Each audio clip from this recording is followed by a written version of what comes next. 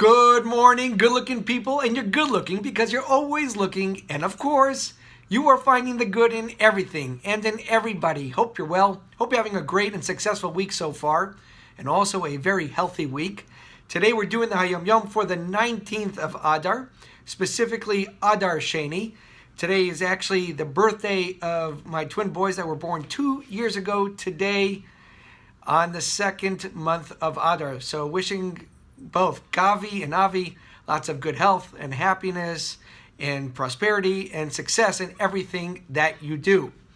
Today's Hayom Yom is all about mind over your heart. That really, our mind can control our heart and control the passions and make sure that we're thinking clearly in everything that we do. It's a very Hasidic concept that we say that the mind rules over the heart. So today's Hayom Yom is all about Reb Moshe Meislish, who was a big chassid of the Alter Rebbe, and he talks about this concept, so we'll read it inside, and then I'll give you a story about Reb Moshe and connect it as well to the Parsha of the day, and we'll go to the message. So for the 19th of Adar Sheni, let's read it inside. It says, Reb Moshe Meislish once related, the Alter Rebbe taught us that the starting point of Chassidus is the utilization of one's natural inclinations in his avodah. That means using your natural abilities in your service to God. And the beginning of this avodah or this service is the utilization of the innate nature of one's faculties. For example, the mind's innate ability to rule over the heart. So Hayom Yom is talking about that we have the ability to use our innate qualities, our own skill set, to work together in our service of Hashem. So let's talk a little bit about Reb Moshe Meislish for a moment. So this story is told by the Rebbe Rayatz, and it talks about in the 1800s, it was 1812, when Napoleon was invading Russia. It says at that point in time, there was a big situation for the Jewish people. And it says the Alter Rebbe actually decided to support the Tsar of Russia over Napoleon. And the reason is, it says that he mentions here that if the Tsar wins, it says the Jews will continue to suffer materially, however, they will prosper spiritually. And if Napoleon would have won, the Jews would have prospered materially, but they would have suffered spiritually. So the Alter Rebbe and the Hasidim took the side of the Russians and to do whatever they can to promote their success in the winning of this war. So many of the Hasidim also became spies, and Reb Moshe was actually a spy for Russia against Napoleon.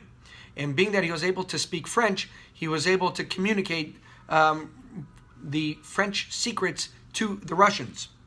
So it says there was one meeting that Reb Moshe actually happened to be at a meeting with the French colonels and captains, and Napoleon was there. And Napoleon could understand why this chassid was at the meeting.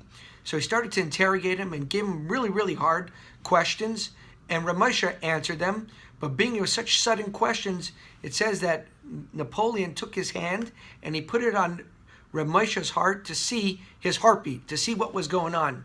And it says Reb Moshe's heart remained completely calm, completely cool, and Napoleon was convinced of his innocence. And it says later on that Reb Moshe related this story, and he explained that this is the concept that we talk about in Tanya and Chassidus, that the mind has the ability to rule over the heart. Now, connecting this concept to the Parsha of the day, this Parsha in Adar Sheni is related to Parshas Tzav, and Tzav talks about the different karbanos. In the particular, we're talking about the karban oila. This was the offering that was completely burnt on the Mizbeach. And one of the reasons the karban oila was brought, if somebody had impure thoughts in their heart, they would bring this karban. So being that we're talking about mind over heart, also it connects it to the karban oila in this week's Parsha. One more thing. We've talked about in the past that the Luach calendar is 383 days. If you take 383 and divide it by the average lifespan of 70 years, it comes out that every 5 or 6 days in the Luach calendar is 1 year in somebody's life. At this point in time, 4 months from Yutes Kislev, we're in the early 20s. And the reason why this connects to the day is because in the early 20s is the time that an individual is now married and he's got to go make a parnasa. He's got to go out and earn. We've talked about earning earlier in the week. And the idea is that a person, especially in this time, I think the Gemara also compares a young 20-year-old to a horse, that he's working hard, he's going to do everything that he needs, but he also has to remind himself to have self-control and mind over the heart. So the message is clear, that we're all capable of not giving into the passions of our heart, and that we have the ability, really we do have, in the service of God, like it mentions in the Hayom Yom today, we can all control ourselves. We can actually use our natural, innate abilities to service Hashem, and specifically today, talking about using our mind to control our heart. Have a wonderful week. Have a successful week. Wishing you all the best, and we'll talk more tomorrow.